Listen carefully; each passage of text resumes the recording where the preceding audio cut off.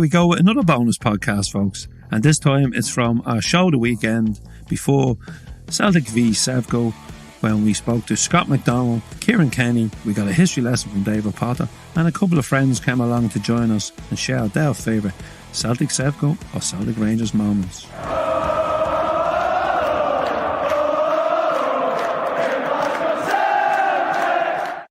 Hello folks, you're all very welcome back to Celtic AM, our second episode of our virtual, which we would love if it was a live show in Glasgow pre-match before heading to Ibrox.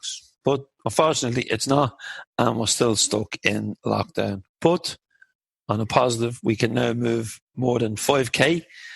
I got around the county this week. It was great, from Carlingford into Omeath, down into Greenore. So if anyone knows the wee county of Louth and you get a chance and the weather's nice, come and visit us. You won't be disappointed. It's a lovely little county. Anyway, as I said, you're all very welcome. It's been a great weekend for us. We kicked off on Thursday night with a new show, which we were originally going to call the Celtic Daz, but because it's a crap name, we decided to call it Talk from the Terrace. I was joined by my great friend from Not The View, Average Joe Miller, and we just had a laugh. It was unscripted. We just had a bit of crack, and we spoke about everything because we haven't spoken in a while, and it was kind of brought me back to our post and pre-match chats we often have in McCool's when Joe refuses to buy the first round and always leaves me to buy the first and the last. But look, I leave that for Joe to defend himself again. We also had one of my musical, I wouldn't say heroes, but certainly he had a big influence on me as a teenager, with Paul Heaton of Housemart and Beautiful South and Paul and Jackie fame on the podcast. And it was an absolute buzz for me. You can still see me. I'm still laughing. It was just wonderful to spend a couple of hours chatting to him about life, politics, music, football. So if you haven't checked out the podcast, please do so, because it's wonderful, if I do say so myself. The second part's coming up next Friday. On the show today then, we have Scott McDonald, who not only played in Ibrox, scored in Ibrox, but he also attended a game as a fan and stood on the terraces. So it's going to be great to get his insight into the game. Another regular visitor to Glasgow, and indeed on a number of occasions to Ibrox, is Ciaran Kenny from the Nave Porrick Celtic Supporters Club. Ciaran is a social worker in Dublin and a modern day Brother Warford, a really good community person. So it's great to have Ciaran on the show. Both Ciaran and Scott have been on the podcast in previous issues, so if you go into our library, you can have a listen to them if you want to catch up on what they have had to say in the past. Now, while I'm here, we need to get a few funds in for the fanzine to keep it going, the print edition. We have about 35 copies left of issue 114. Cost of £5, including postage, and we'd appreciate if you'd buy a copy, because with no match day sales, it's kind of hard to keep the print edition going. But we've sold out the last couple of issues, and it'd be great to sell this one now. And you can also download the digital issue, which proves popular. But I think if you're an old timer like me, you love the print issue. And indeed, the print issue of another fanzine, The Alternative View, popped in my letterbox this week, and I like to support Matt and indeed Joe at Not The View, because it's great to have so many fanzines going, and I can't forget the Shamrock as well. So when you finish buying more than 90 minutes, don't forget there's other fanzines out there, and they need your support too, because none of us have match day sales, and we're so lucky to have such a vibrant, independent fanzine scene still going with, I suppose, the death of print. So hats off to everybody involved in the Celtic fanzines. You can also support us by buying a t-shirt, and I am modelling a 3-stripe Glasgow one. So that's all on celticfanzine.com/shop. Now, to Patreon, has popped up. People are saying, why don't we go Patreon and put some of our content behind the paywall? Well, the reason we haven't done it is, and we're told, oh, you'll get this and you'll get that. The reason we haven't done it is because not everyone can afford the price of a pint or the price of a coffee.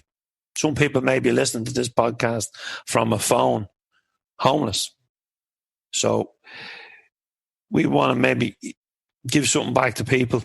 We've hopefully going forward, we can continue to work with charities and donate a couple of quid. But we definitely won't be going behind a paywall. But if you can afford to support us, you can support us by donating for the price of a pint or a cup of coffee. And if you're a Celtic-minded business and you have a couple of quid, we've some really, I suppose, cheap sponsorship deals if you want to sponsor an episode or come on board on the website or in the fanzine.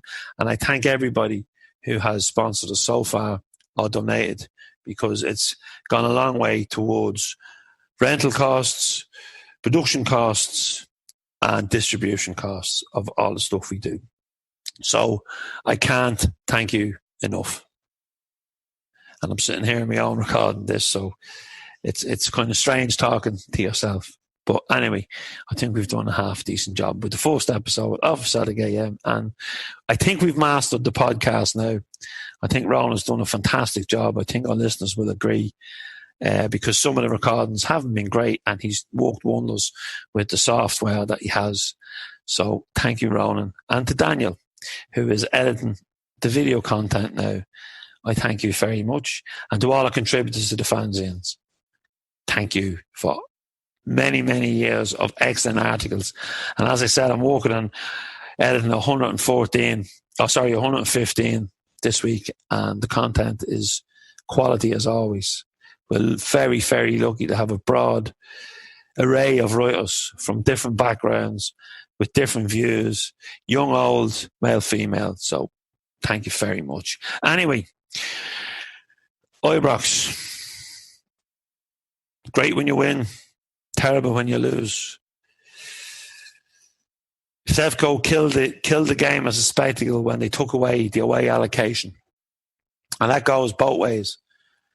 It took something away from Celtic Park as well when we had to cut their allocation because of what they'd done on us. So I could go on and on about my experience at Ibrox, but it would be great to get the history of the game from someone who knows a lot more than me about Celtic versus Rangers and Celtic versus the Newco. So without further ado, I'd like to introduce to you to Celtic historian and author and general know-all, David Potter. Hello. Well, it gives me a great deal of pleasure to talk about the rivalry between Celtic and Rangers, which of course has existed since both clubs came into being.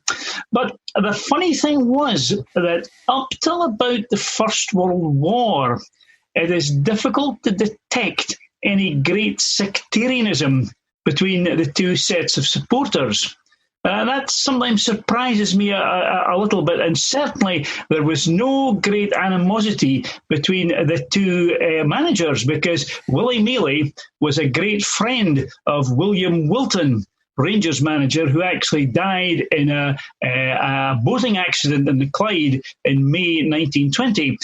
Mealy wasn't so fond of Struth, who took over from Wilton after 1920, but was a great friend of William Wilton. But to a very great extent, you find that although there is a rivalry between Celtic and Rangers simply because they are big teams, the real people that Celtic supporters hated in the 1890s and the early 1900s were, of course, Queen's Park, who symbolised Glasgow middle-class prejudice against working-class people, in particular against professional footballers.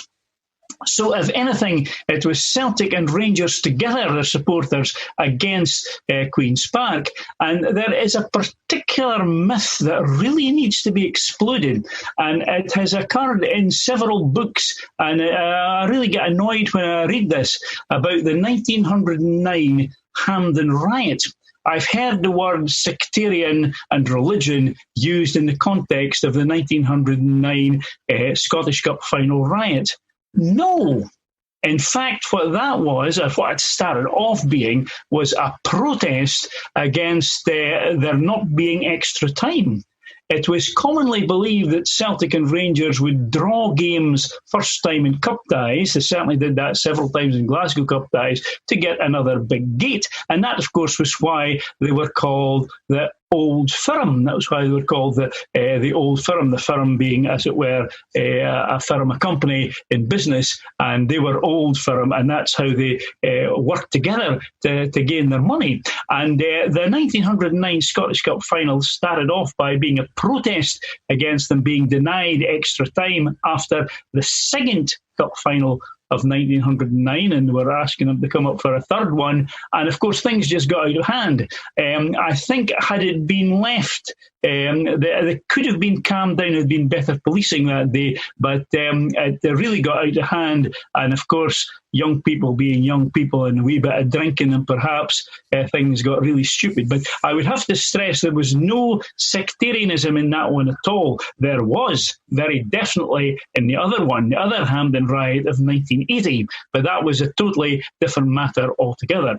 But up to the end of the First World War, there was no great sectarian element between Rangers and Celtic, although there was certainly rivalry, simply because they were two big teams. And it was natural, perhaps, that the Protestant working class of Glasgow would slowly go towards the team that was going to challenge the Roman Catholic side. And this, of course, was Rangers, which they did at the turn of the century. Rangers won the Scottish League 4 years in a row. But then, of course, Celtic had the great team of the Edwardian era, and up to the First World War, there was no doubt about it that the best team in Scotland were very definitely Celtic. Things changed a little bit after the Great War. Rangers came on to a very, very good team indeed under Struth, a team which really won quite a lot of leagues deservedly, and Celtic were hamstrung a little bit, I always think, in the 1920s by having emotionally unstable players. Now, we've had a few emotionally unstable players in the past. In the 1990s, one thinks of the Tres Amigos, as they were called, and there were quite a lot of players like that in the 1920s who found it very difficult to cope with the dictatorship of Willie Mealy. Willie Mealy had been a very successful dictator, oblique manager in the Edwardian time in the years immediately before the First World War, but there were people like, for example, particularly Tommy McAnally, who found it very difficult, who was a great player, who found it very difficult to cope with Mealy. Not that Celtic didn't have their great moments against Rangers. My particular favourite of that time was the semi-final of 1925, in which Celtic beat Rangers 5-0.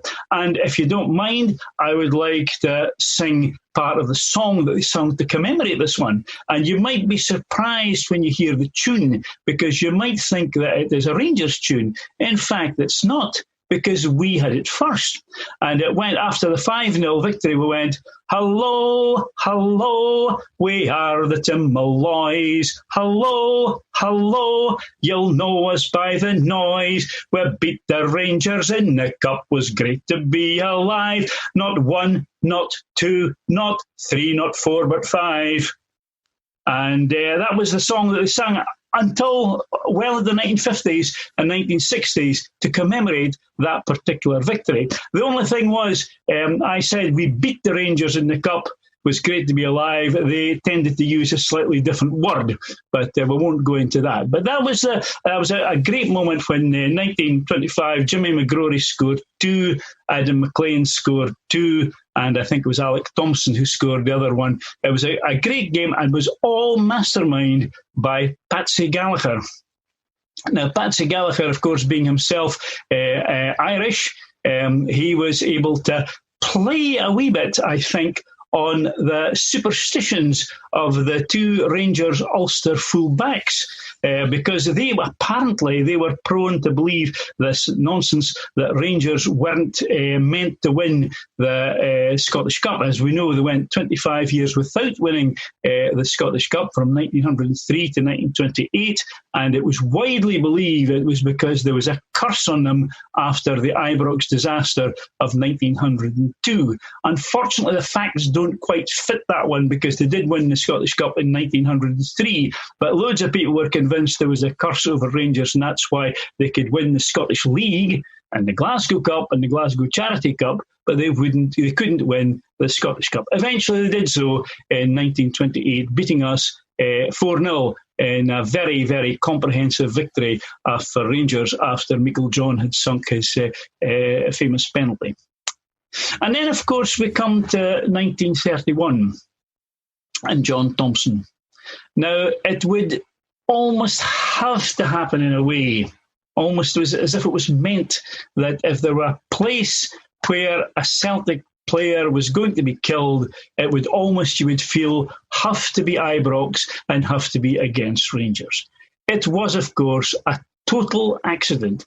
And not only did this accident kill John Thompson, very sadly, it also, to a very large extent, ruined the Scottish career of Sam English. He later went on and played for English clubs and did quite well, but Sam was never the same person again. It was a total accident.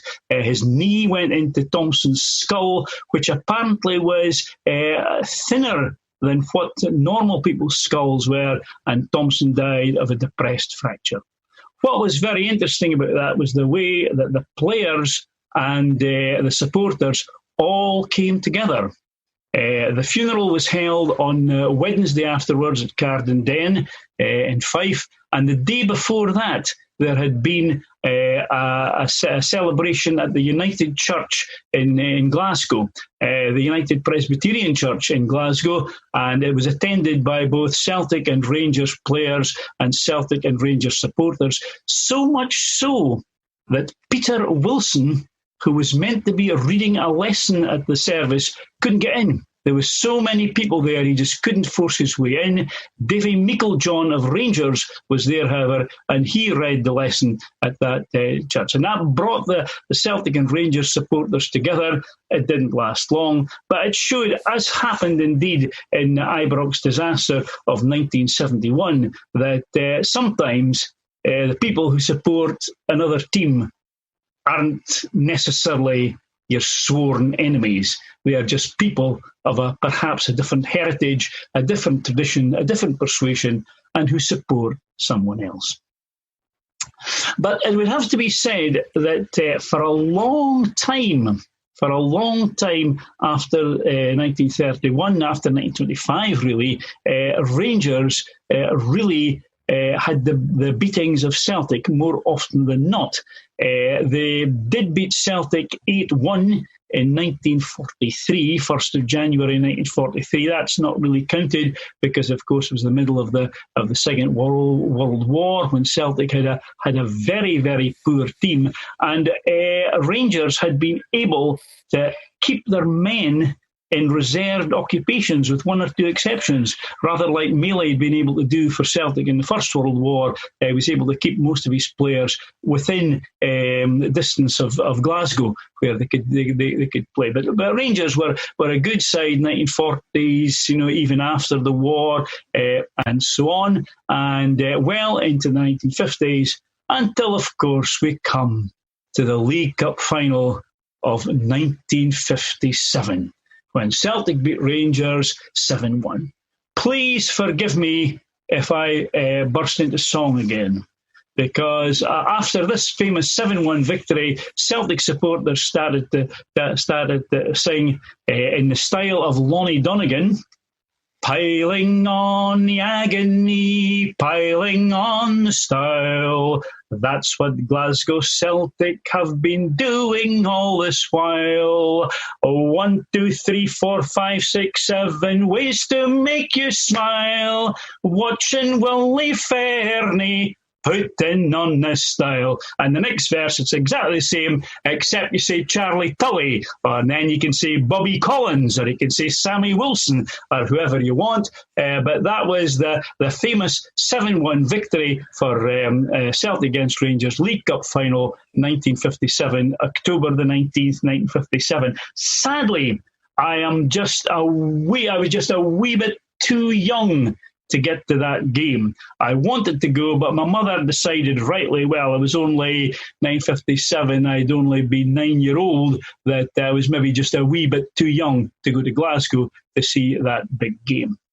But that was a great win of Celtic over Rangers, and much sung about by Celtic supporters. And frankly, for the next few years after that, there was not really very much else to sing about, because we went through a poor spell as we tried to develop a youth policy.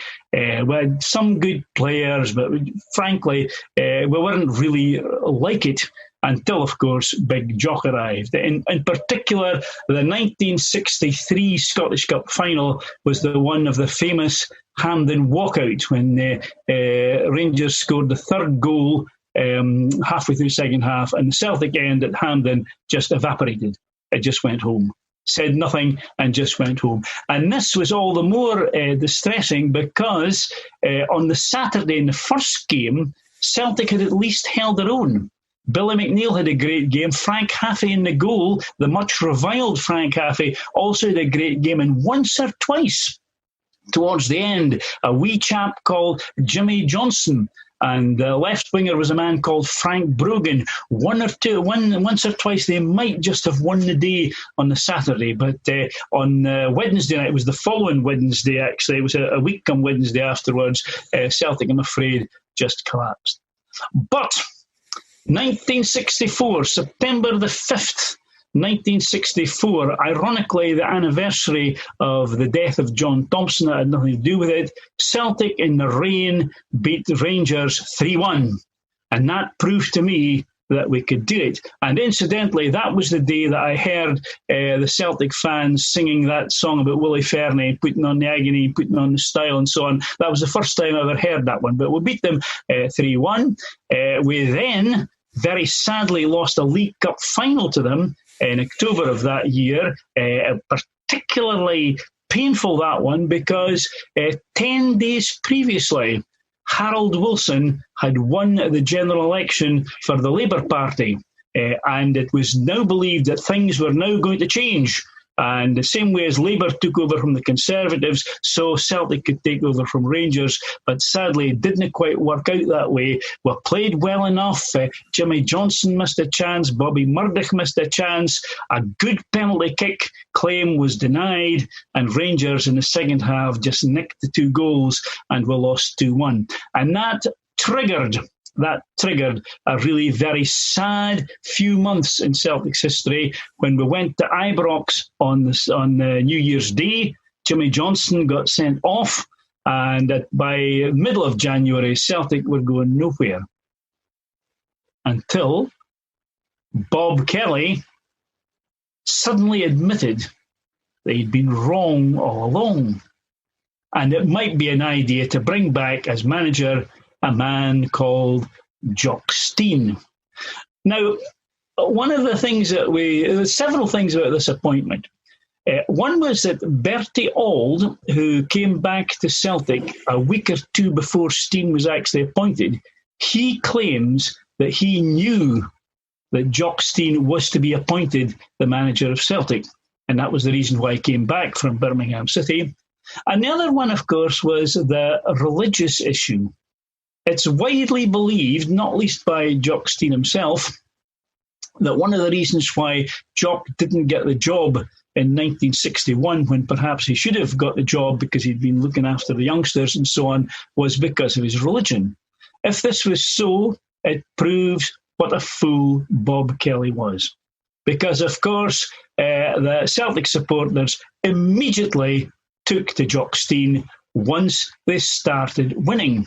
And for the third time, I'm going to ask your permission if I can sing a song which possibly has sectarian undertones, so if it gets edited out, I won't be too upset. But basically, in 1965 and 1966, there was an advertisement on commercial television for Beans Means Heinz.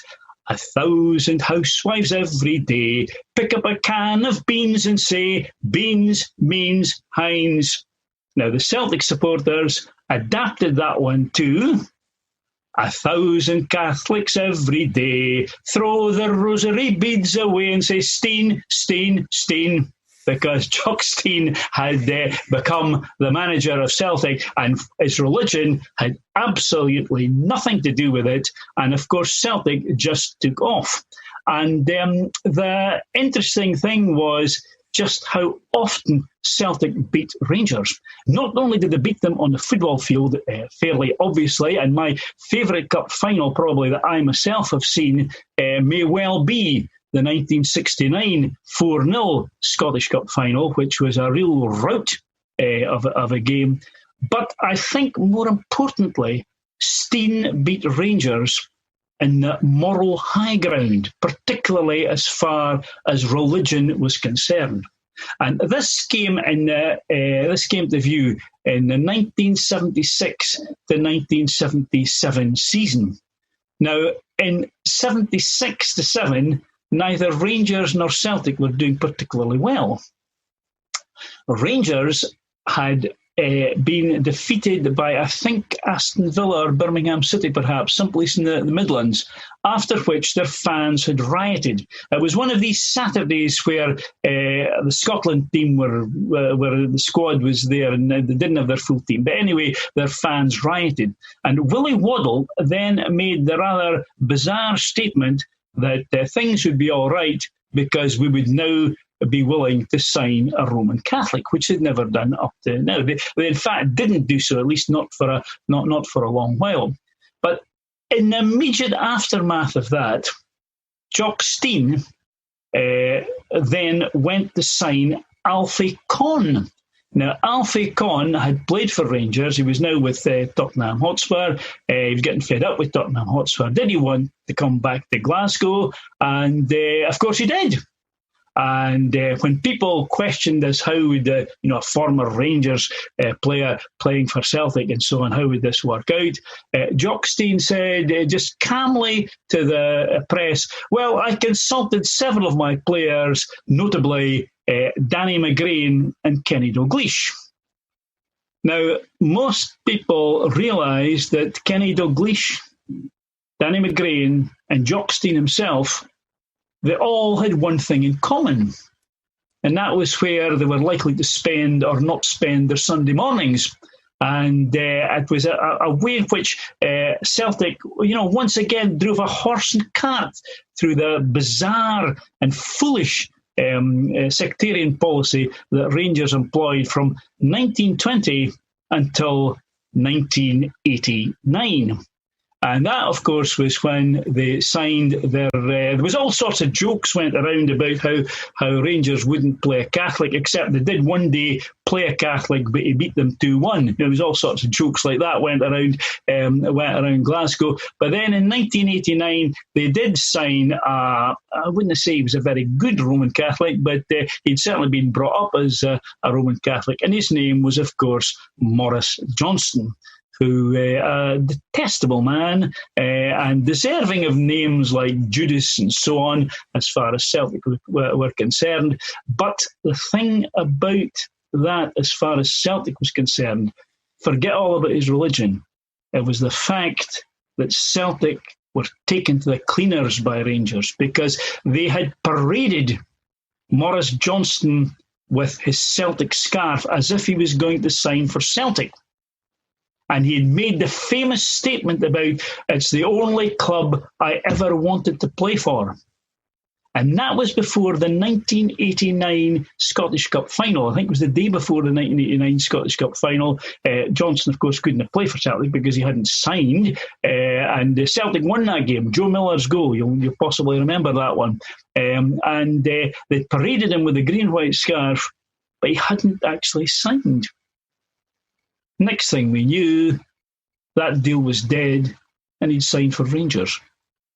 It was really very sad to see that happening, and it was a way that the business side of Celtic in the late 80s, early 1990s was just nowhere. They hadn't a clue, basically. And I find it very difficult to forgive the men who ran the club in the early 1990s. And anyone who was alive then will probably agree with me. But there came the revolution in March 1994, and slowly Celtic began to fight their way back. It wasn't easy. We won the Scottish Cup in 1995. We beat Rangers in the Scottish Cup quarter-final of 1997. But it was only really when Martin O'Neill took over in the early years of the 21st century that Celtic really became a good team again. And as this happened, things began to go badly with Rangers. There was a succession of bad managers. There were rumours about their financial position. There were rumours about dodgy deals that they had given to various players. And all this, of course, came to fruition, if that's the right word for it, on Valentine's Day 2012, when Rangers went into administration. You will argue, people will say, is this Rangers, or should they be called the Rangers, or should they be called Sevco or Newco, or whatever you want to call them? I'm afraid that I like to call them Rangers, because they seem to me to be Rangers with the blue strips and so on, and the Union Jacks and so on, and I would be quite glad to see us beating Rangers. I think the game that is coming soon on Sunday, in fact, in the Scottish Cup, will of course be very vital to us. Sometimes I feel that Celtic versus Rangers games are a little overstated in their importance. And that's certainly true of league games. Jock Stein used to say that the points you get for beating St Mirren and St Johnstone and Partick Thistle and Falkirk and them are just the same as what you get for beating Rangers. And he was right. But so often a defeat by Rangers has triggered Celtic into a downward spiral. A great example of that, incidentally, being in 1988 when we'd won the League and Cup double, and then we went to Ibrox in August 1988, lost 5-1, and frankly never recovered for years after that. And it's one of the things you've got to be aware of. I sometimes think that Rangers games are given too much importance, and defeats by Rangers become infectious, as it were, in the lead defeats by other people. That does not really apply on Sunday. Sunday is a crucial game. I'm quite prepared to admit that I will be in a terrible state on Sunday afternoon. I will be shouting, I'll be using bad words at the television, I'll be terrifying my dog, my wife will be horrified and embarrassed and didn't think I knew half of these words and that I'll be using, but I'm afraid the game on Sunday is really a very, very vital one indeed. It is Celtic's last chance of saving the season. I honestly do think we are good enough to beat them. I think in the last league game we were certainly the better team. I certainly would feel that. You could argue that about the New Year game as well. And I honestly think that if everybody takes their chances, and if Ryan Christie doesn't blaze the ball over the bar but takes his time and puts it low, we might get an early goal. It might make all the difference. And I think that our defence with Christopher Ayer and Stephen Welsh, I've been very impressed with the last few games I've seen them. I know everybody criticises the defence, but I'd like to see them when they're tested. I think they might come through that. And I'm reasonably confident, insofar as anyone can be confident about a game between Rangers and Celtic. But I think we might just emerge triumphant on Sunday. Thank you, Dave. Hasn't he a lovely way with words and a lovely way to tell a story? You know, take you back to those black and white days, flat caps, Celtic fans. Oh, can you imagine the point in the pub back in those days and celebrating a victory at Ibrox? Wonderful, wonderful memories. And we all have wonderful memories when we win. And I suppose moments of despair when we lose. But I suppose we can be proud of our unbroken history since 1888. That we never let a club die, even in the 90s, when the fans, for Celts for Change, and before that, Save Ourselves, and Fergus McCann, and David Lowe, and all the people involved in saving our club from liquidation. Unbelievable. We have such a beautiful, beautiful history. And as I said, it's unbroken. And I'm going to ask some of my friends, my matchday friends now, to give us their favourite moments. So, here we go. John Joe with the Plowboys in Philadelphia. My favourite memory, scalping the Huns, had to be the 5-1 game with Moravchik and Larson, because we hadn't done it for years and years. We were going through a bad time, and it was fucking brilliant. Hi, it's Rick Roberts from the Sarnia, Ontario CSC, and an honorary member of the Plowboys in Philadelphia. Favorite Celtic Ranger moment, New Year's game, centenary year. McAvenny scored 2, we beat him 2-0, and even a bottle to the head in Brigton after couldn't ruin my good day. How you doing, folks? My name's Kevin Ross and I am from Crossgar in County Down, and I'm also a member of the Ballymena Shamrock Celtic Supporters Club. My most memorable Celtic Rangers game would sort of date back to August 2000 under Martin O'Neill, the famous 6-2 game. Absolutely glorious day, and who could forget Henrik Larsson's chip. Hail, hail. Hi, I'm Liam Kelly. I'm a member of the Bournemouth Shamrock Supporters Club, and my favourite Glasgow derby memory would have to be the 5-1 win against the new club at Celtic Park. That day always stands out for the atmosphere before the game, and then as I was sat on the segregation line, just blowing a kiss, producing a smile and a nice friendly wave to our pals. I just didn't expect to have to do that 5 times that afternoon. Hey, how you doing there? It has to be Mrs. Dembele's hat-trick, 2016 against when we beat them 5-1. Total and utter carnage, and Joey Barton still hasn't found his way out of Bruni's arse pocket. That's my favourite one. Jimmy Boy McCrory, Lurgan, number 1 CSC. Good morning everyone at the Celtic AM. Shimmy Dara here, Dicey Ready, Celtic Club Belfast. I didn't get dressed for the occasion, this is my work uniform. But my favourite Celtic and Sevco game had to be the last ever one before they died, when we thrashed them 3-0. The stadium was rocking from start to finish. The displays from the Green Brigade was amazing. My favourite part of the day was when the Celtic fans were singing to them, "When will we see you again?" Obviously we'll never see them again because they died. Take care, have a good afternoon, and hail, hail. Steve Kelly from the Night Porter Club here in Dublin. Favourite Celtic and Rangers moment. Been lucky enough to been at a few games where I've seen Celtic win most of them.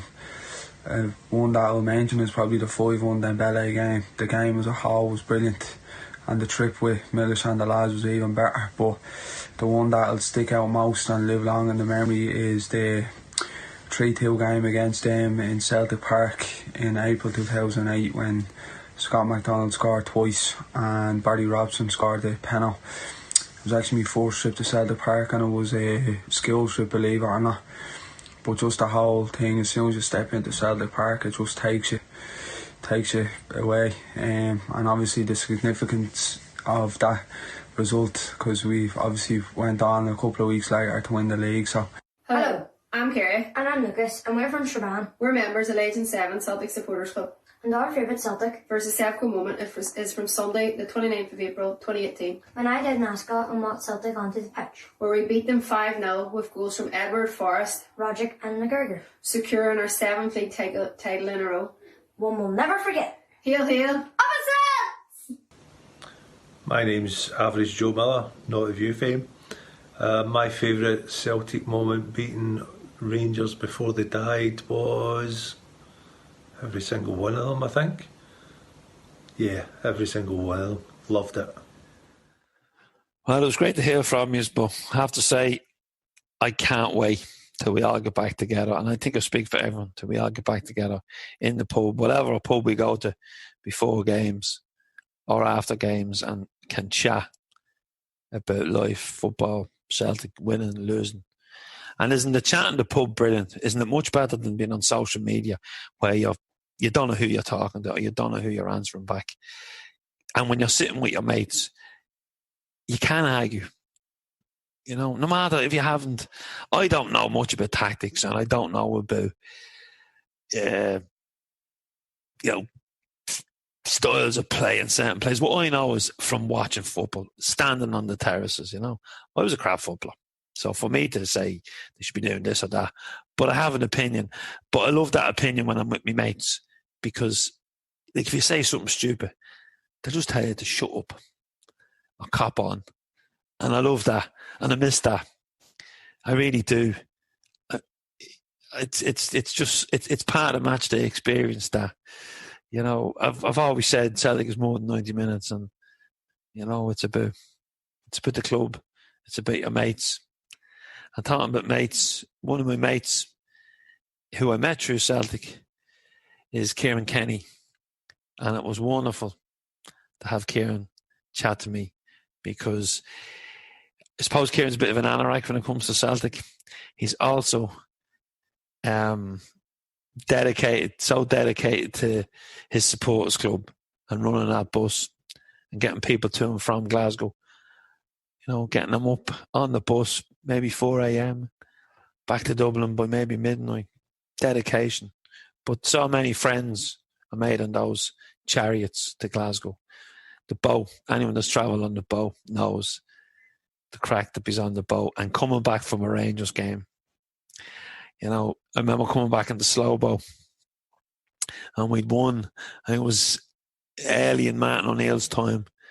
And a good friend of mine, Will, who doesn't go to games anymore. So, Will, if you're watching or listening, we need you back. And he went to the gift shop and bought a tin whistle, a small, cheap penny whistle, and took it into the bar and started playing a few tunes. And the whole bar on that slow boat started a big sing-song, and it was absolutely magic. Absolutely magic. Wonderful, wonderful memories. So anyway, here's how I got on chatting to Ciaran. Well, I'm delighted today to have Ciaran Kenny with me. Ciaran is the main man on the Nave Pádraig bus these days, the chariot as they like to call it. And while his bus is pulling up at Celtic Park, I'm normally kicking off Celtic AM, so I would have loved to have Ciaran there for a chat, but I suppose better late than never, and because of lockdown we get the opportunity.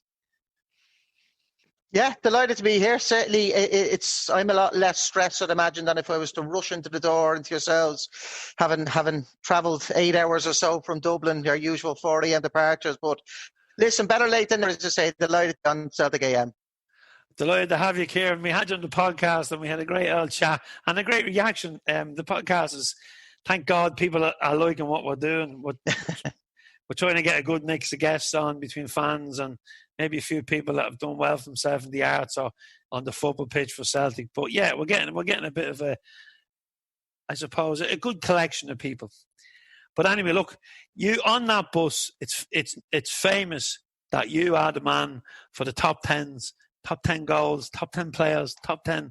So out of your top 10s, there has to be so many memories of games against Rangers before they died. And of course, the new club, the 9-year-old club, who are doing well actually to win a title in 9 years. Not bad. Mathematically, they could have maybe better skills, their fans, but look, that's for them to worry about. We know exactly what we've won, and we know what we haven't won.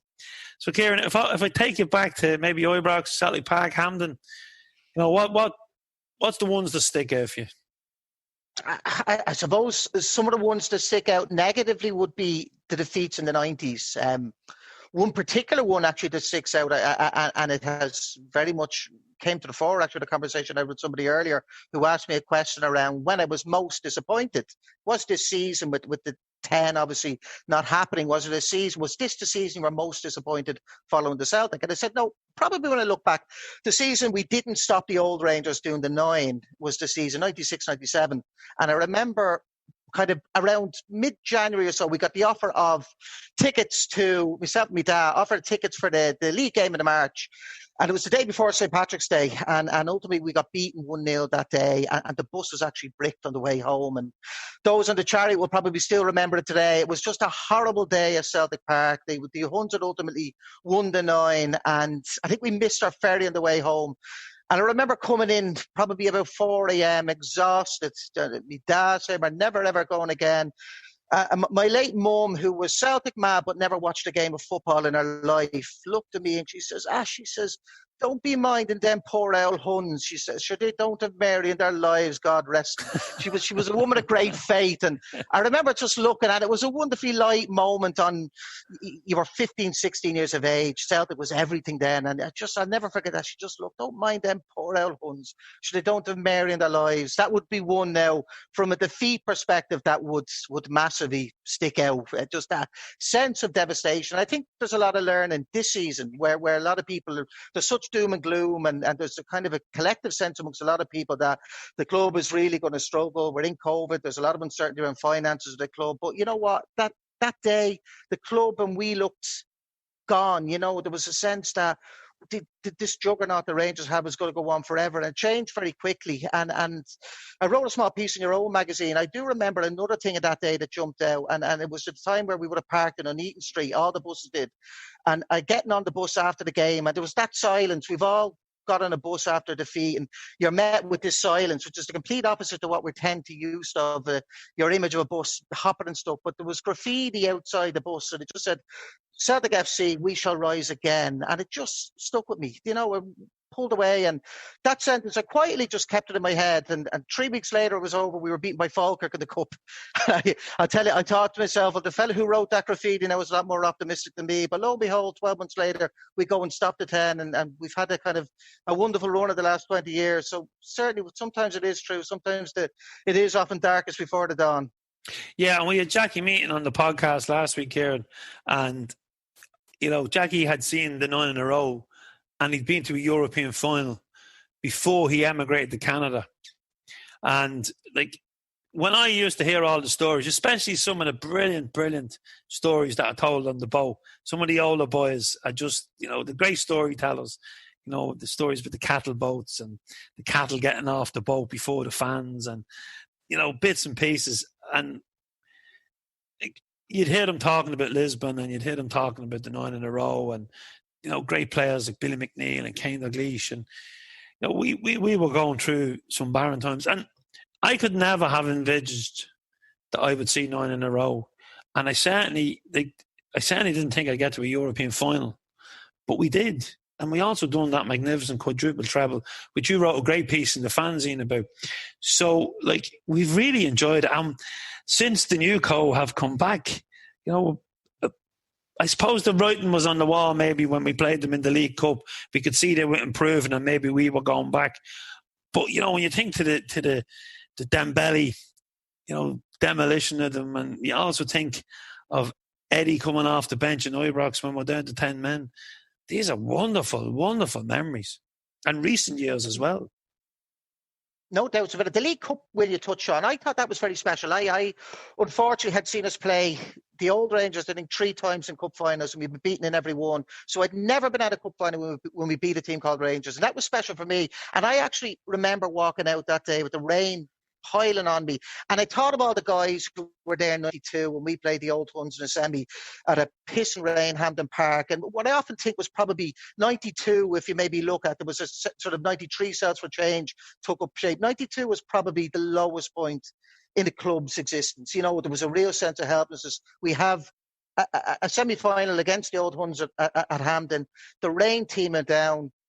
they go down to 10 men early on and they beat us 1-0. And in some ways, I remember thinking for older guys or guys that maybe were at that game who had now passed, there was a sense of revenge almost with that League Cup game. That was one I really enjoyed walking out. And for some reason, I just straight away thought of Hampden 92. That was our revenge. That was a special one. And I know what you're saying. Certainly there was a concern about a performance that day, but it was a special one. Then back to the wall ones can be really, really special. For me, the last time I was at Ibrox was the 5-1. That was really, really special. The first time I was at Ibrox was the very first time I was actually on a plane. We got beat 4-0, March 2000.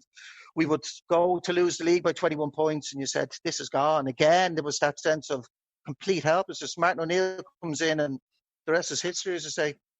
Yeah, I walked out of Ibrox as well, Ciaran. I was there for the 5-1, and we beat them 6-2. And they beat us. I think it was 1-0 at half time. I think Henrik equalised, and then they went.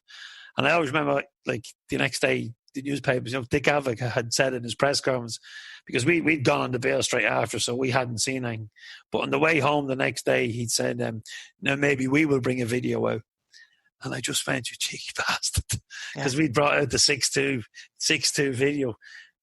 So yeah, like there is them moments, but like Celtic Park rocking when you play them is magnificent. Beating them in a cup is magnificent.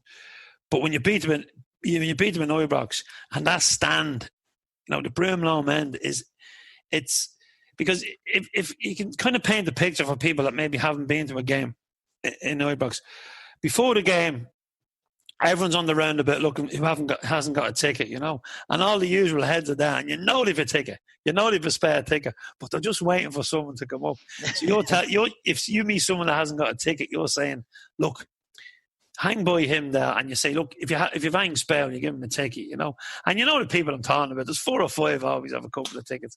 Then you'll head around and maybe get a coffee or a burger at the fans outside, and they're paying for our blood, and there's a bit of there's the police line, and you're so nervous going in, especially for them 12 o'clock kickoffs, because you could have a hangover as well, which makes it worse because if you've been over the night before.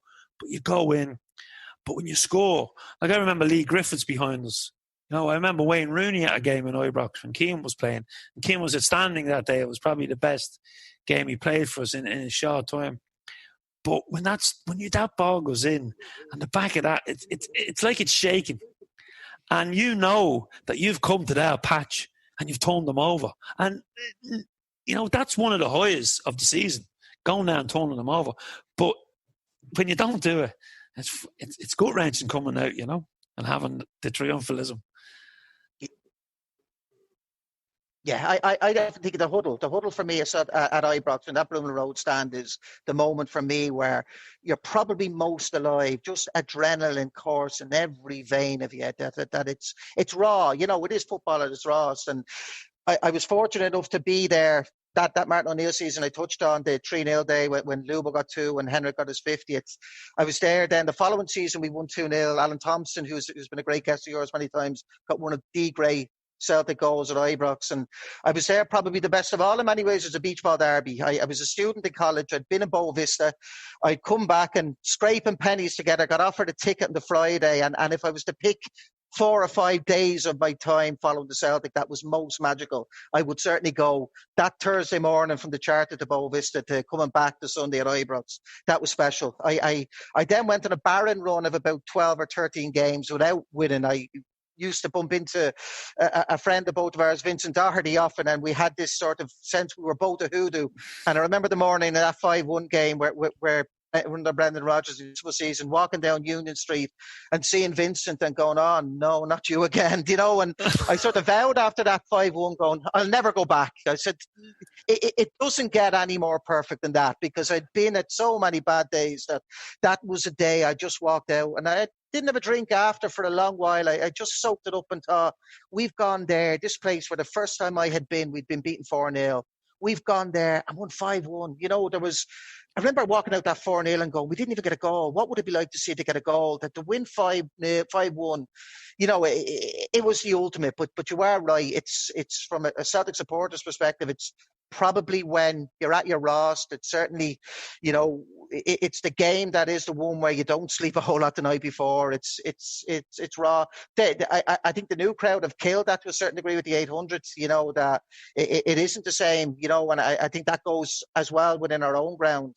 It's not the same as the fixture was before, and certainly Sunday is going to be very different than an empty stadium. But listen, if you can do it at Ibrox, is still the thing that's within you as a Celtic fan. So listen, hopefully that look goes Sunday. And the one positive I have Sunday is at least Vincent Doherty won't be at the game. Ciaran, you touch on Sunday now, and it's it defines our season. It's massive. We like the similarities from Scott Brown to Billy McNeil. Captain for 9 in a row, didn't win the 10. Billy went out with a Scottish Cup. Wouldn't it be wonderful to see Scott Brown going out with a Scottish Cup? There's and not many people have touched on that. That the image you have of Billy McNeil, our greatest ever captain, the greatest ever Celt, of his final is holding the cup that fine in '75 against Airdrie, and it would be fitting for Scott Brown. I think these players owe it to him. I've been quite critical about Scott Brown from his earlier part of the career, but he has been a wonderful, wonderful captain to us over the last number of years, and it would be very fitting. And I think there's a sense amongst most Celtic supporters, given the season that's been in it, let's do this one for Scott Brown. As much as a support, let's do this one for Brown. So it would be extremely fitting. If we could get over Sunday, kick on there, whatever happens with the manager come the summer. But let's get over Sunday first, have a look at it, and give us as a support something to smile about from what's been a pretty horrible season in a pretty horrible time in many people's lives. Yeah, it has been. And it's the football, we would have liked it to give us a lift, when we're locked down or we can't see loved ones or whatever. But it wasn't to be. And, we'd fans arguing with fans, and we missed the pub after the game or the bus down the road to have a proper conversation about the game with people that you share the same values. Because sometimes I'd see stuff on social media, but I don't know who the person is because it's a faceless account. Now, they could be wonderful people, but you're kind of looking, going, who's behind this account? So I tend to not get in an argument with them. I kind of switched off social media halfway through the season and onto the WhatsApp groups, because the WhatsApp groups is your mates. And within them groups, you've got a smaller group. If you don't want to listen to someone, you can just go into the smaller group. And I'm sure there's a lot of people that don't want to listen to me. But I always think, there's a reaction straight after the game. But when you sleep on it, it can be a little different. You think a little different. But missing the point in the pub after the game with your mates, bumping into someone in the airport, or in your case, the boat. It's just, I just can't wait. I can't wait to get. If someone said to me now, I'd take a trial vaccine now, so I would, and they could stick it anywhere. If I thought I could just get back to Glasgow. No, definitely. You're right about that piece post-match. And I remember going back even to our last defeat against the New Rangers, December 2019, when we got beat 2-1. And again, you get back to the bus, and that silence I talk about, there's not a peep. And you get down the road, and what many of the Irish buses do, we stop in Girvan, get out of Glasgow so guys can then get a pint and stuff. Stop in Girvan, the kids can get a chipper and stuff for that hour or two. And within them couple of hours, suddenly everything seemed okay again. There is that collective sense of, and you're right, we touch on with rows of guys, but guys have an incredible respect for the Celtic men, and some of the best rows you have are these guys, because that they're genuine. But that's the piece post-match. We're hearing a narrative now which is often being driven by those that want to be sensationalist more than actually real. And because we're all on social media now post-match, because we're not in pubs or on buses and stuff, the social media narrative has had a huge level of importance this season. And, I agree, it can't come quick enough to get back to some semblance of normality. And, it is only football, but for lots of us who invest an awful lot of time and emotion into it, out with family and obviously work and stuff, Celtic is the most important thing in our lives. And for me personally, it has been a huge, huge void. And, I'm lucky I've kept going and working throughout the COVID and stuff, but I cannot wait like that to get back. And as much as I'll curse the alarm clocks at 3 a.m. and stuff, I jokingly think, geez, what we'd give now to be setting that alarm or not going to sleep at all with the dodgy sandwiches in the bag and listen to the same Ali just the fairly talking about how things are always better 30 years ago.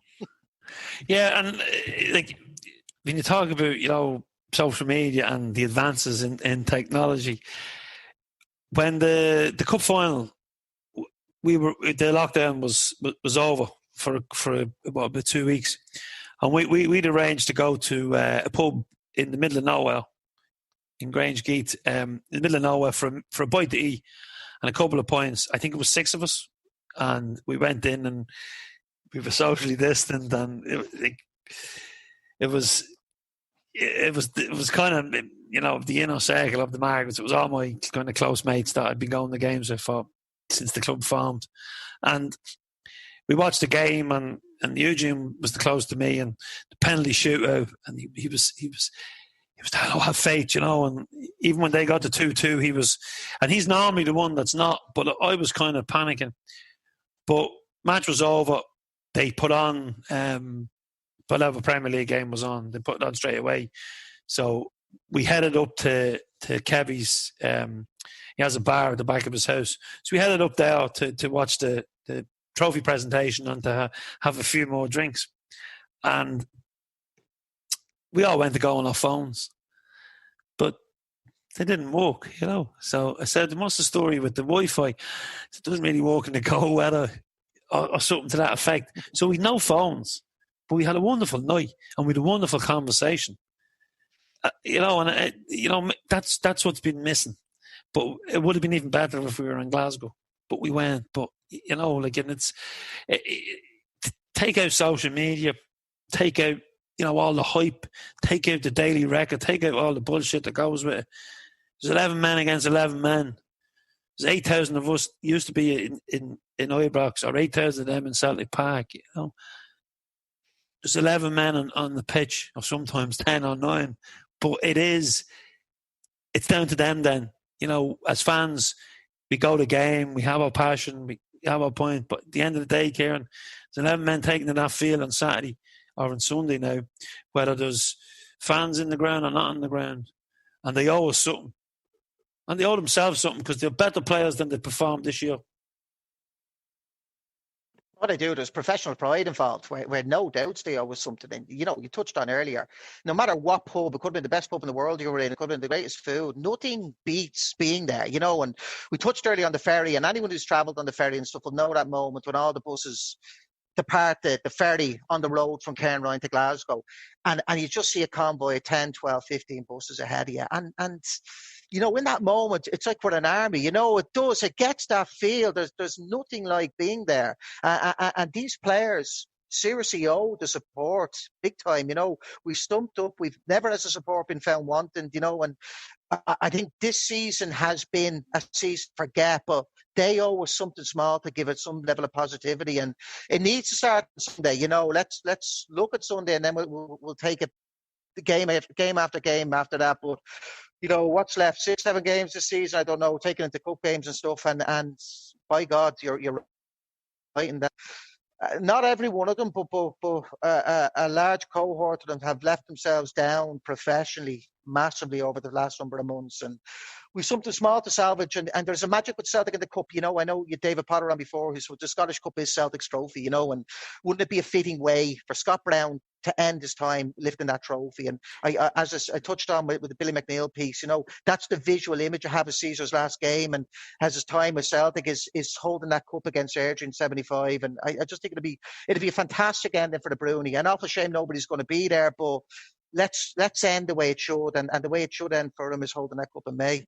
Yeah, here, Ciaran, and it was great to have Eddie on as well. Eddie's when Eddie was on, we were speaking about the '95 Cup final, and Tommy, how special it was to Tommy Bones. But this could be a really special one for Scott Brown. Yeah, definitely. Yeah, it's Scott Brown he's a wonderful record in it. Like you think of ourselves as a support in the cup final. It has been such an event for us over the last few years. I know Eddie spoke about how he gets his attire for the cup final, but we all have our wonderful cup day routines and memories, particularly of the treble. I think them 3 cup finals particularly were ones that stood out. Just when I think of cup finals, and you asked about good and bad days earlier. To my forever shame, I remember that the week after we played the Black Sunday in 2005, we played Dundee United in the Cup. And I would say it was the only time I ever watched the Celtic and in that moment, I don't care how we do. I was so floored by it. And retrospectively, I look back and I'm so glad we won it. Because again, it was Martin O'Neill's last game at the club and stuff. And I was probably too caught up in the emotion of what had happened the previous week. But, it's not just about now for Scott Brown and this group. It's about looking back and looking back in years to come and going, what a fitting way to finish a career that, as a Celtic captain has only been surpassed by Caesar himself, which isn't bad company to be in, let's be honest. Yeah, unbelievable. He's been brilliant. Ciaran, it's been a pleasure. It's been great to see you. I look forward to seeing you in the flesh. And we can have one of our top 10 conversations. So listen, thanks very much for coming on Celtic AM, and hopefully we'll get you back on, or maybe back in the podcast at some stage. Brilliant. Look forward to it, and fingers crossed for Sunday. Andrew, hail, hail. Hail, hail, my friend. Great to catch up with Ciaran again. I always love a chat with Ciaran. Great person. Outside Celtic as well, does some great work within the community, as I said before, and through his job as a social worker. Another person from Nave Park I want to give a shout out to is Pierce, who I don't know personally, but he started a new podcast called The Patriot Game with Martin Murphy from Edinburgh. And I know Martin because Martin was on Celtic AM with us in Malone's talking about dementia and how he cuts homeless people's hair and other gentlemen, or even some younger gentlemen who are suffering from dementia. And he does some brilliant work. Well, he was doing before the lockdown. I'm not sure how he's fixed now. And there's another lad from Belfast involved as well. And Liam Kelly, who writes a little for us in the fanzine and on the website, was one of the guests on, I think it was episode 2. And I think within the first week, they had 2 episodes. I didn't listen to the first episode, lad, sorry, but I did listen to the second episode. And the best of luck to you. I know how hard it is to get a podcast out because there's so many now. But I know you're all genuine Celtic fans, and I'm looking forward to listening to the first episode back and more episodes in the future. Another podcast I want to give a shout out to is the Homeboys. They done a wonderful 5-episode package for a $5 for the Cana Foundation, and they raised a good few £1,000. I've listened to 3 so far, still have 2 to go. I think my favourites are Harpo's kind of desert island disc type podcast with former world snooker champion John Higgins, who comes across as an absolute gentleman. I bumped into John once or twice through his brother and Joe, and he's everything in the podcast that he was when I met him. A real down-to-earth Glasgow boy. And it's wonderful. And the selection of music I loved. There was a bit of soul in it. And I was surprised at the end when he spoke about musicals.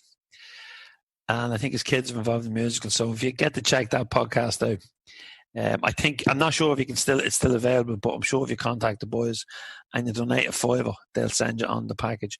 And another one I really, really enjoyed was the 2 Jasons, which was Jason Higgins, John's brother, older brother, wiser brother maybe, or not so wise, and Jason Maloney, who's a Shamrock Rovers fan who also loves a bit of the Celtic.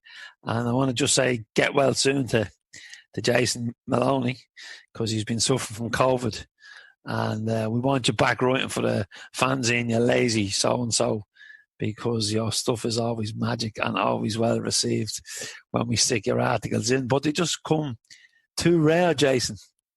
So best of luck to the Patriot Game podcast, and continued success to the Homeboys. They're out on Friday nights as well, and I suppose that podcast is the closest you'll get to going down the pub on a Friday night for a few pints with Celtic mates during the lockdowns. So, as I said, best of luck to the boys. And if you Google them or they're on Twitter or social media, you'll be able to listen to the podcasts. Anyway, that's enough promoting the fellow podcasts and fellow fanzines. Look forward now to my conversation with Scott McDonald from his home in Australia. And I thank Scott because he's always very quick to get back to us when we ask him to do anything. He is a player that broke my heart before he came to Celtic. But he also set me heart racing in big games in the Champions League and against Rangers. And he proved a lot of people wrong when he came to Celtic. There was a lot of doubters. And he got stuck in and he formed a great partnership up front with Yandy Vendigodi Hesselink. So that was a bad Dutch accent. So here's how we got on chatting to Scotty. Well, Scotty, welcome back. This is Celtic AM. We had you on the podcast. So, folks, make sure you check out Scotty on the podcast. It was almost a year ago when we spoke, and I'm still in lockdown, but your life is back to normal. Yes, it is. I'm sorry to hear that. Also, that you're still in lockdown. But, yeah, over here in good old Australia, we're enjoying life. I think only of the last couple of weeks we've actually had a couple of cases and we've had masks on, and we had a mini lockdown for about a week, but we came out of that and back to the new normal, as they say. So life is good. I see you've got a good tan now. Oh, well, I live in Queensland, so it's sunny all year. It's the sunshine state, as they call it. So, yeah, it's hard not to. I don't rub it in anymore. Well, I put my shorts on to bring the dog for a walk last week, and because it was a lovely sunny day, and by the time I got back, it was snowing. I've just seen that snow in April, for everyone. Back there, it's been crazy. But hopefully there's a bit of sunshine to come and everyone can get out and enjoy it. Fingers crossed for all you guys. And hopefully that sunshine comes on Sunday now with the game removed when we play Rangers in Ibrox. Now, you've been to Ibrox.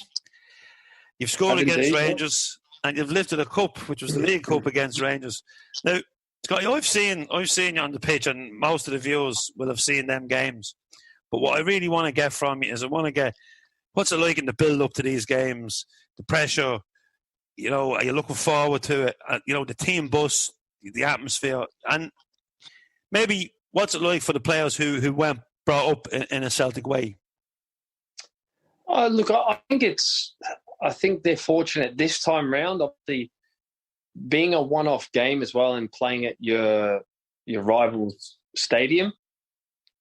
Did that go blank there? No, you're back. Sorry, on. I lost you're it. back on. Right, sorry about that. Yeah, look, just speaking about, playing at Ibrox, it's always a tough place to go. But obviously, with no fans being there, they've been there already this season. Played some excellent football, and if Biton never got sent off, it could have been a different result completely on that day. And the performance that Celtic have had in recent games, they can take real positiveness from it. So I think there will be nerves. There's always nerves, especially being a one-off game as well. It's anything can happen on that day to really make the difference. Usually when you're in that changing room at Ibrox, the tension starts to build. You go out for the warm-up, the hatred begins, and then the head gets switched on, and you get back in that tunnel and then get changed, get yourself ready, and then out to the fire, as they say, into the furnace. And look, I always enjoyed those occasions, especially playing in those big games and wanting to be the guy who makes the difference. I think all the players that are playing on the day want to be that guy. They envisage that, before they go out there. The whole week's build up, as we know, is crazy. I mean, from a reporter's point of view, all the press that's behind it, the media, and the players generally, when not in lockdown, you always had to be careful and mindful of where you were going, what you were doing that week. I remember a couple of occasions just driving along in Glasgow and people would recognise you and they would pull up next to you and start giving you the finger. And you're like, "Roll, we know who they support." And there was little altercations and incidents like that all the time. But that's the fever of what this game brings, especially the week of. And it'll be no different. And look, this is a massive game for both clubs. Rangers will be looking to secure a double, keep. Obviously they've been beaten in the League Cup already, but Celtic will want to put one over them. They've not done it yet this year, so they really are desperate to get that. And obviously John Kennedy, who's still pushing for the managerial job, albeit we're more inclined to say that it's going to be Eddie Howe or it's going to be another manager that's going to be in charge. But for John, it would be great for his CV if he was able to get over the line and a Scottish Cup in charge at Celtic and on to whatever he's going to do next, or if he does stay at Celtic Park as an assistant if he doesn't get the job. So I think it's, for the likes of Scott Brown, this is a massive game, the biggest game, one of the biggest games of his career, because Scott, for all the trophies he's won, I certainly think to be the last team standing in Scottish football that season, his final season, and to win a Scottish Cup on that day is none more fitting for the man and for the career he's had at the football club. So fingers crossed Celtic can do a job on the day and reach a final and be victors. Yeah, he would mirror Billy McNeil, because Billy won 9 in a row. He failed to do 10 in a row. And the 1975 Cup final, when he was lifted up high, lifted the cup, was his last game for Celtic. So it would be a fitting for Scott Absolutely. To do the same. Yeah. But there's also from a fan's point of view, like Ibrox, since they took away the allocation before the lockdown for the Celtic fans, and vice versa, them coming to Celtic Park. I had Ciaran Kenny on the show today as well, and Ciaran, from a fan's point of view, spoke about how they killed it because there was 8,000 of us behind the goals, and when the Celtic team would run out, the buzz we would get from the colour and whatever Tifo was doing, and that included Beach Ball Sunday. What was it like? What was it like when you run out as a player and run towards the Celtic fans in Ibrox? The best, because you were going to war. Like you were going to someone else's turf, basically other country, and you were trying to invade it. And you had that whole end with your supporters. There's none better feeling. And obviously for me, I was fortunate enough to have a great occasion there and scoring the winner at that end. On the day, winning 1-0. It was a day I'll never forget, and probably, one of the best goals I scored for the club, but one of the most memorable days as well. To win an Old Firm game and get the only goal, and to be at Ibrox as well. It was, that's what dreams are made of. They really are, and you get to give their fans a little bit as well, which is always enjoyable. Yeah, we did love you that day. For us, the first thing about going to Ibrox is making sure you have a ticket. Because it's hard to get. It's hard to get tickets because everybody that goes to Inverness and Aberdeen and they all want a ticket, but then you've also got I've seen Wayne Rooney at a game and in with us. Yeah, I've been at games as well. I was there the day when all the fans were throwing the peperamis on the pitch. Actually, that was the same year that what happened. Craig Bellamy ended up scoring the winner there, and it looked like the league was finished, and obviously it wasn't. So I don't want to really talk about that anymore. And either the voice, Scott, because this is a feel good show, and you don't mess me. Sorry, but my experiences as a fan was brilliant, and that day was unreal, and to be in there and experience it. There's no better day than being there at your rival's pitch and going away from home. I think it beats obviously winning and beating them at Celtic Park. If you're there that day, it's always a day of remember that day. When you're talking to your mates and you always say, that was a day we were there and this happened and that happened. They're always hugely memorable days, especially when you win those games. Everyone that's been there will always remember it. Yeah, and I don't know what it's like for the players, but there's always a special feeling when the huddle is done in Ibrox. I don't know what it is. It's just, this is it, boys. This is war. That's exactly the kind of feeling you get. You're putting the flag down, basically. Yeah. And you're invading the territory.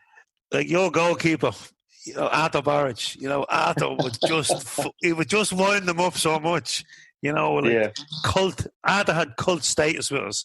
And not only that, I think he was the best goalkeeper I ever seen for Celtic. And that included, people will go on about Fraser Forster. But for me, Arthur Barrage was the best goalkeeper. And, and a wonderful story about Arthur Barrage when he was at Bournemouth.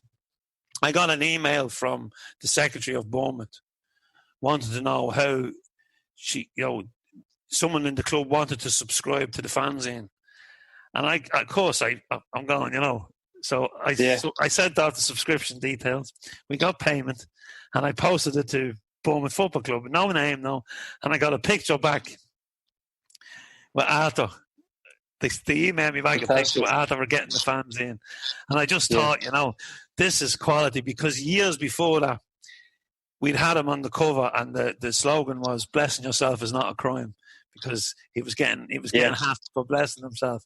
So obviously he picked that copy up in Glasgow, and then I don't know how it was actually the belly was on the front, so it's a while ago. But it was a big buzz for me to be able to tell the boys at the bar to subscribe to the fanzine. But at the other end of the pitch, then you mentioned the goal. Tell us a little.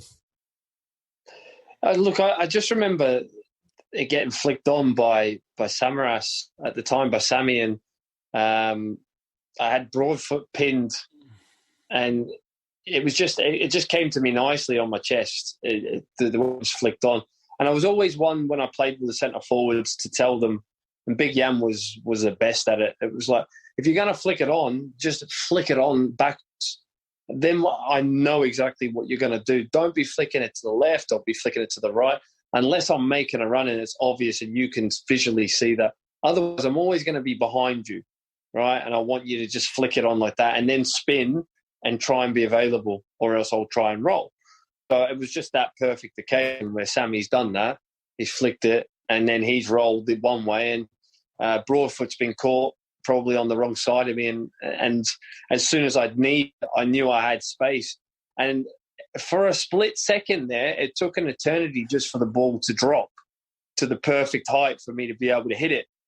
And I always remember being slightly more composed at that point to wait for the right time to actually strike it.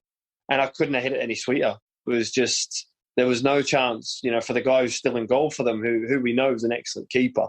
Alan McGregor, he's been fantastic for them, unfortunately, at times. But on that day and that occasion, he just absolutely had no chance. It was an absolute rocket into the top corner. So that was a lovely feeling. And then you just see the place erupt, right in front of you. And it's actually, you want to go and jump in there and be part of it, but you're sort of going, no, I have to compose myself a little bit here.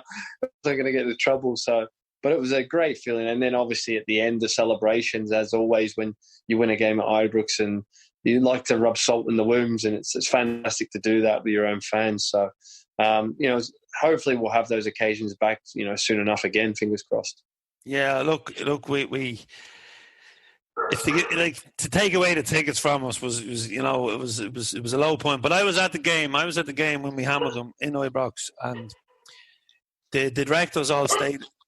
The Rangers directors, obviously we stayed in the stadium after celebrating, but all the Rangers fans were gone, bar maybe a handful of nutters who stand in the corner and give us fingers and shoot us with their fingers and bits and pieces. But the board of directors were all outside. They never went into the boardroom. They were having a talk, and what came out of that was they took our allocation away. And I firmly believe that, because they stood out watching us, which is unusual because the directors normally are gone. Once the players go off the pitch, the directors could go as well. So I firmly believe that, and because now to try and get a ticket is like so hard. Only being like 800 or whatever it is. Yeah, it's so difficult. And before you could go over, because you'd be in the dressing room, but on the roundabout outside Ibrox where the Celtic fans congregate, I said it to Ciaran earlier on, there's always 4 or 5 bankers there there's 4 or 5 have either big supporters clubs. They've always got tickets, and they'll hang there, Scotty. And if you've got your ticket but your mate hasn't, you'll go up and introduce them and say, look, if you've anything spare before the game, will you give it to him? Oh, I've none spare. And you say to your mate, stick there, because if he hasn't got a ticket, no one has a ticket. And I remember one day,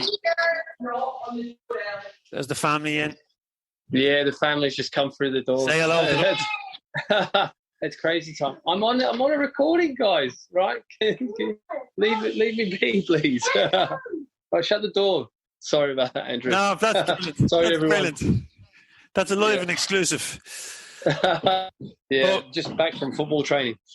I went over to a game one Sunday morning with a gang of us. I think we had 10 tickets, and there was a lad picking them up for us the night before, but he got arrested. Oh no! And he was in the cell with the ticket, but we didn't know this. So with about a half an hour to kick off to go, I'm standing waiting for the tickets with all the lads, and someone comes up and says, "Look, I got my ticket off him last night, but he got lifted for drunken disorderly or something." So I went, "You're kidding me?" So I had no tickets. So I then went to all the bankers, and I ended up getting everybody a ticket bar 2 people. So that just goes to show you the tickets are around that roundabout. But the problem was, now they're not. So if you haven't got a ticket now, you don't even go for the weekend, because you just say.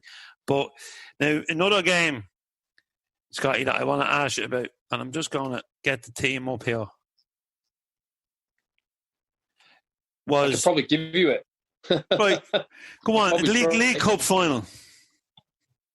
Yeah, I believe it was Hinkle, Caldwell, McManus, OD, left back, Nakamura, was it Hartley, who played, Aiden, McGeady, there was me and Samaras. I'm missing a midfielder, Paul Hartley, and I don't think it was Barry Robson, because I think he was injured at the time. So I'm going to say it was Scott Brown. Am I right? The team I have in front of me here is Borwick, Hinkle, Lovins, McManus, O'D, Caldwell, Nakamura, Scott Brown, Hartley, McGeady, McDonald, Samaras. I got one wrong. I got Hinkle wrong. Hinkle wasn't playing. Caldwell was playing right back, obviously, if Lovins was playing. Yeah. But you've O'D, McManus, Lovins, and Caldwell. So maybe one of them was playing. Up beside Scott Brown. No, it would have been Hartley, Scott Brown. Gaz Caldwell actually played right back a lot. Still, he was in between at times. He could play right back, so he would have played right back. Luvins and McManus centre backs, and Darren O'Day played left back at that time. He was first choice left back at that time, because Lee Naylor got injured, and then Darren just fitted into that, and he done well on a couple of occasions, and Gordon kept with him. He did, didn't he? He certainly did. Obviously, getting on the end, that header from Nakamura's. I think it was a free kick, wasn't it? It was a superb header. But I look at that team, and I remember that day. I remember that day so well, because 0-0, and then I don't know what it's like for a player, but as a fan, you've no nails left, and you've kicked every ball, you've been through every emotion, and then McGeady and O'D, 2 Irish internationals, torn up. For an Irish boy, it doesn't get any better than that. But with Nakamura in your team and Arthur and Nets, you've always got a chance against anyone, because Nakamura was just magical. Yeah, he was. We've got to remember how good a side Rangers were at that time as well. Pedro Mendes, Steve Davis, Barry Ferguson. I can't remember who was playing at the back. I think Carlos Quella was playing. Was he there, or was it the other big guy that came the year after that, possibly? Davey Weir. They had a really good side. They were very experienced. So you knew it was always going to be a tough game for playing against them, and it was quite an edgy game. There wasn't a lot in it. I think I had a really good chance before the end of 90 minutes to nick it and win it, and went through. I think it was a 1v1 rush. I think McGregor rushed out, and I just couldn't connect with it properly. So you go off the back of that and you think, oh God, maybe that was the chance of the day, and I failed to take it. But then extra time comes, and like you said, your special players turn up, and Nakamura delivers a fantastic ball, and obviously Darren gets up the way he gets up and gets a great header, and obviously then the elation of that. It's again, that's what dreams are made of. I talk about going to Ibrox and scoring goals, but winning trophies and winning cup finals is something that I would have loved to have done more, without question, Andrew. And that was the thing that really hurt me probably when I left afterwards. Thinking, I just would have loved to have won, more accolades at the football club and more days like that, because the memories you have from that and the relationships that you have from those days, those special days, are never forgotten between you and the players. And then it was capped off, obviously, right at the very end for everyone. The way Aiden went through and hacked him down, got sent off. So that pleased all Celtic fans. And then he buried it to kill the game, and off we go celebrating thereafter. So it was truly magical. It was just unfortunate though at the very end of it, I got a tap on the shoulder, and there was the drug tester. So that was a huge disappointment for me, because there was me and Gary Caldwell that got basically hooked straight into the drug testing room after the game. After we lifted the trophy, we were straight in the drug testing room. We couldn't even go in and celebrate with all the boys. So that one time you lift the trophy, and we've seen all the celebrations, obviously, because we've got social media now and access to Celtic TV, and you see what the celebrations are like with the players and what they're doing. And when me and Gary come in, it was a morgue. It had all finished. Everyone had their celebration. The champagne was already sprayed everywhere. There's me and Gary trying to pick up the dregs, to celebrate in the end. Scott, you see in a dressing room like that, right? So you're on a high, celebrating, drinking champagne, and as you said, we've all seen it now on social media and the team TV channel. But like, obviously, it's 120 minutes. Mentally, physically, the build up. It's a cup final, but it's a cup final against our biggest rivals. Like, are you just exhausted after? You're heavily relieved.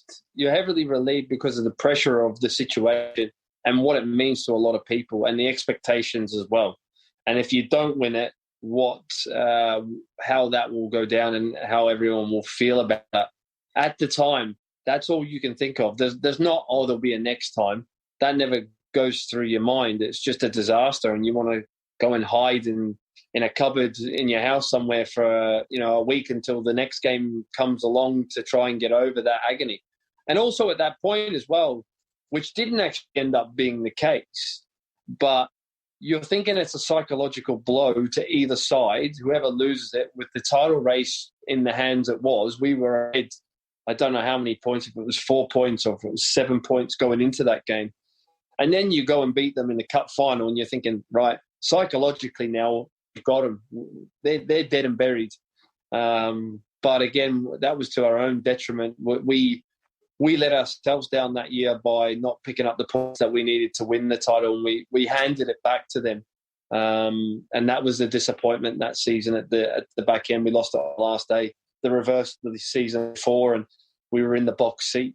So that was, again, as much as the League Cup was an amazing thing, losing the league's always the big one. But there was so much riding on that game itself, like I said, because you felt like whoever won this game was going to have the upper hand going into the final race to win the title. Yeah, and you mentioned the league title that you did win at Celtic. That was an amazing run at the end of the season. We beat Rangers twice. Up to it was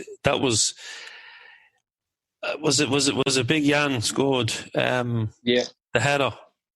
Yes, we beat them twice. We beat them twice in 1 week, didn't we? Yeah, and it'll always go down and remembered, and rightly so, as the Tommy Burns title. Oh. For everything that everyone had been through at that stage, and the sudden the sudden, obviously, loss of Tommy to the whole Celtic family, it was only fitting. And that will always be amazing and one of the best memories of my life and in my career. That night and being at, albeit it was at Tannadice, it didn't matter where it was for me. It was the only title I ended up winning, but it was my first one, and thinking, right, it doesn't matter. And just the way it happened, it was an amazing story, because no one gave us a chance with 8 games to go that we were ever going to be title content, or that we were right out the title race. So to win it was an amazing thing, and obviously it would have been amazing to have done it again at some other point, later down the track at Celtic Park. But it didn't happen for me for one reason or the other. But again, I'd never take anything back, though, because all the experiences and the memories are still so fresh in the mind. Like I said, we could talk about things, and I can still remember clear as day. I can still remember the party afterwards as well. That was good. As much as I probably couldn't remember much at the time, looking back, it was great. And the minibar on the way to the journey to 29, which is where we went to the after party, was such a laugh. I won't name names, but there was a few mad ones on there. Well, I can imagine one. The Vodka King. Yeah. That's just, it's funny every time, no matter when we do anything about Celtic, Tommy Bones comes up. And can I just ask you, the backroom team and Gordon Strachan that night, because obviously Gordon goes back a long way. He played against Tommy. They would have been in Scottish teams together. He was in his backroom staff. So everyone kind of, like in football, especially Scottish football, knew Tommy. Have you any memories, or can you share anything about the emotions of that night? Yeah, I can. It was very emotional, and it was very emotional for all of us. But there was obviously certain people in particular who were close to Tommy, the likes of Darren O'Dea and Aiden McGeady. They were brought through the youth ranks through Tommy and had been all the way through with him. So it was very heartfelt, and for the manager and all the coaching staff as well, because they had been there and knew more than what we had throughout the whole occasion. We were guarded and protected from it because we had to do the job on the pitch, So the manager took more of a responsibility in terms of that, and the relationship he had with Tommy. And I whether or not Gordon's admitted this or not, I genuinely have heard and believe that it was actually Tommy who convinced Gordon to stay on for that next season. In their chats before he, sadly passed away, that he didn't want Gordon to leave the football club, and he made sure that he promised him that he would take the club further on. And that's why, Gordon did what he did I think once he'd done 3 in a row, I think he felt that was probably, as far as he could go with the club, and was looking to step aside. But when Tommy asked him to stay and be part of the football club longer, I think obviously he promised him that, and he did it for Tommy, more than anyone, because he wanted that to be the case. Yeah, and it's funny, like Gordon, was not a Celtic man, but his brother-in-law is. I know his brother-in-law, and he when his brother-in-law and Gordon, Dave would talk, Gordon couldn't get why this guy was so fascinated with Celtic, and how much it meant to him. And but then he said when he took the job and he became part of the club, a club that he played against, when he became part of the club, and I think now when you hear Gordon, when he's working for Celtic TV or one of the other channels, he's a fan. Yeah, I think I definitely think that the club touched him. Yeah, I think so, and I think, albeit through that occasion, everyone's seen a different side to what they normally see in the panto villain of Gordon Strachan at times, especially from a media perspective. But the graceful man that he was and showed throughout that period to everyone, to all the outside world, through that period, through and how he obviously tributed, Tommy, for the man that he was, and how Gordon went about his job from then on in, and before that as well. I think, going back to Ibrox, there's a great story for me about my first occasion at playing for Celtic in an Old Firm game was at Ibrox. And sadly, we lost the game, and we lost it quite heavily. I think it was 2 or 3-0 at the end of the day, and we were very, very poor. And and after the game, Gordon had said his bit, and he didn't say too much. He just was hugely disappointed in us. And then obviously he put it to the floor. But have you got anything to say, Gary? No. Paul? Tommy? Have you got anything to say? And Tommy generally would go, no, fine. But on this occasion, Tommy lost it, and that was never seen from Tommy, in terms of talked about what it meant to him and what it meant to those people out there, and how you'd let everyone down today, and you need to take a good look at yourselves and that jersey you're wearing and what it means to you because of what it means to everyone else out there, and that needs to change from next week on.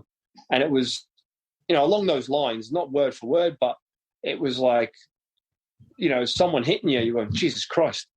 Because this man was Celtic, he was everything to the club. So when Tommy spoke, you listened, and there's some fantastic stories. I mean, for me, he unfortunately only experienced time with Tommy throughout that season as a player and him as a coach for me. I'd had experiences previous when I was growing up, obviously meeting him when I was a young fan and when he was manager there and everything like that. And it was surreal that now he's my coach. I was like 12, 13, coming to the park, looking for photos as everyone does. And there he is, one of your coaches. And he pulled me aside one day at pre-season. And it was him who really assured me, obviously because of the history that I had at the club, that you're a Celtic man, you belong here, and you're good enough to play here, son. Don't let anyone else tell you any different. And from that, if Tommy's going to tell you that and say that to you, you were like, well, if it's good enough for him, it's good enough for everyone else. And I just grew in huge confidence. I'll never forget the day. It was in Switzerland. We went on a 10-day tour at the start of Switzerland. I think we were like day 2 or day 3 in. And I was performing quite well. And Tommy come and put an arm around me. He just had that special effect on people. And he always knew when to lift the spirits within the camp as well. He was a very funny guy. Yeah, a very, very funny guy. And look, he always put a smile on people's faces. And just thinking about him, it's he was a great man. Yeah, I just got goose pimples there when you spoke about his passion in the dressing room and what it meant to us outside. So I'm just going to leave the interview there, Scott, because I don't think I can. It's actually quite emotional. So thanks for sharing that with us. No, it is, and I remember sharing that story with his son about how he pulled me to the side and how that made me feel, because he could do that to people. He really could. Just that, him speaking at times was just, I'm getting emotional now too. It's like, wow, he was just a great guy, overall, and that's why we celebrate him so much. And hopefully, Scott, will be celebrating the weekend. We can raise a glass maybe. I'll be watching, don't you worry. To Tommy. Listen, thanks very much for popping in to chat to us. And the last time, I suppose, you were on Celtic AM, you were in the flesh in Malone's, but life's a little different now for everybody. Absolutely. But hopefully you'll come out of it and everyone's stay safe and healthy and stay safe and healthy. And like I said, hopefully everyone can get out there for that summer sunshine. Not that there's much of it over there, but I hope you enjoy it. and don't forget, the invitation is still open for when we get back to Thailand. Oh, yeah, don't you worry. I'll be up for that. Absolutely. I'd love that. Thank you very much, Scotty, for sharing some wonderful memories with us of your time in Ibrox, on the terraces and on the field. Great to get an insight into how it felt to score at Ibrox. Folks, well, that's it for this weekend, I suppose. Enjoy the match, and hopefully we'll be celebrating. Win, lose or draw, but we'll all be Celtic fans in the morning.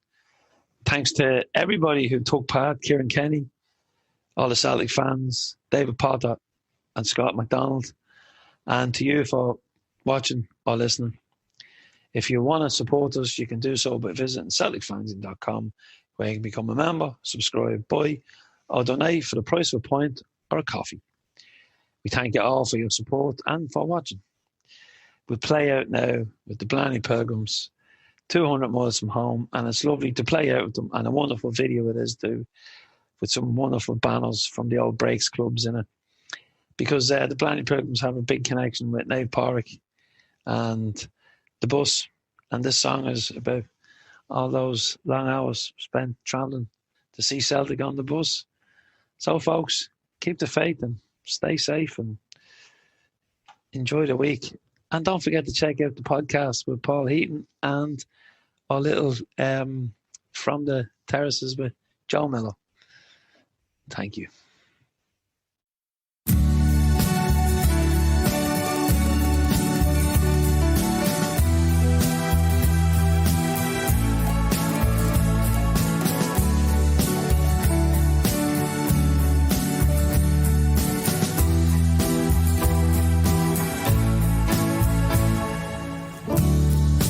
Party's over, the bus is quiet now.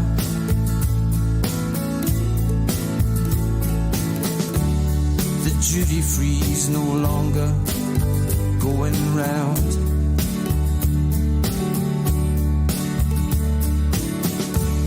The boys down the back have stopped their singing.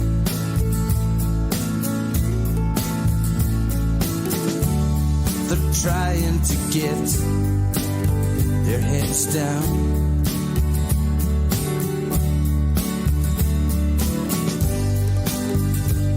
The beer's too warm for drinking,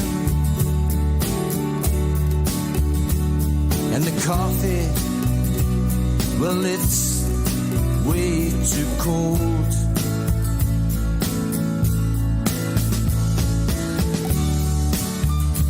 It's 3 o'clock in the morning, and we're still 200 miles from home.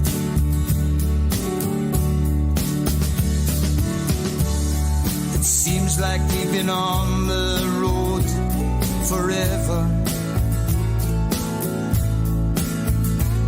The people we've met, the stories we could tell.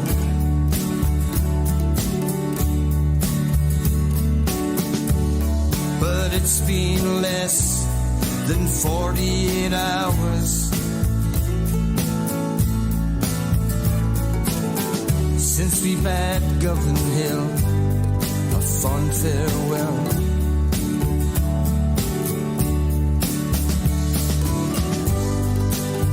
But didn't we have the good time?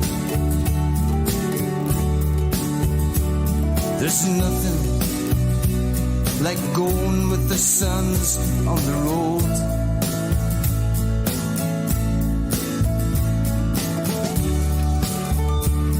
It's 3 o'clock in the morning, and we're still 200 miles from home.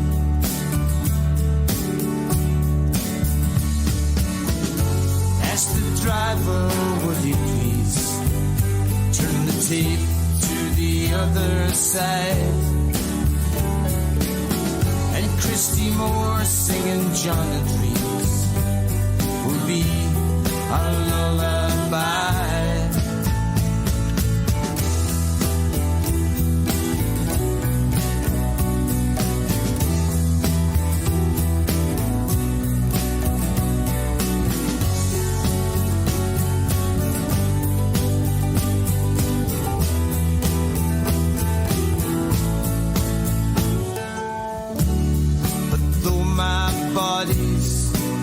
Tired and weary,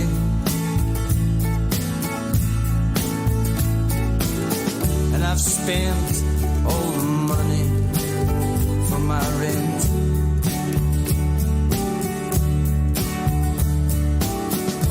I've already put my name down for the next trip.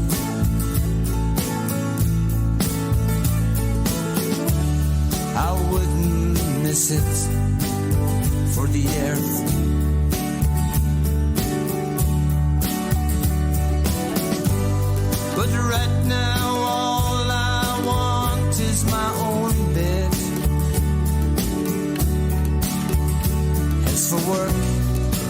morning. Well, I don't think I'll be going.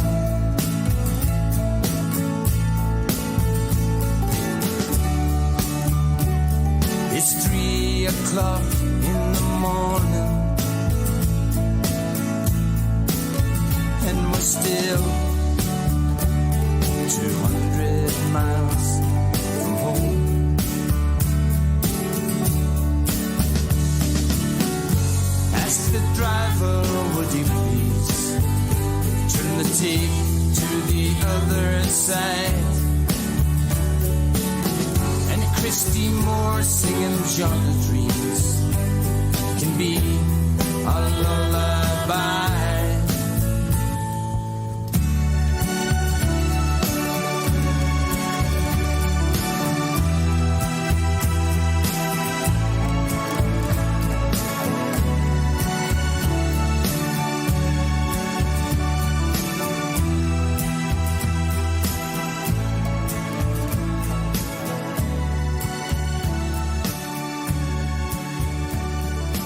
Folks, if you are enjoying what we're putting out on the podcast, the Celtic Fanzine TV channel, across the website and in the fanzine, you can support us if you can afford it. But if you can't, don't worry, all our content will remain free, apart from the print edition of the fanzine. You can visit the website, CelticFanzine.com, where you can become a member, subscribe to the fanzine, buy a single copy of the fanzine, buy a back issue if you like reading back issues, or you can also buy some merch or one of our t-shirts. And if you love the podcast, you can donate for the price of a pint or for the price of a coffee. And we'll see you soon. We'll be back on Friday with the second part of the Celtic Soul Podcast, when our guest will be, again, the one and only Paul Heaton.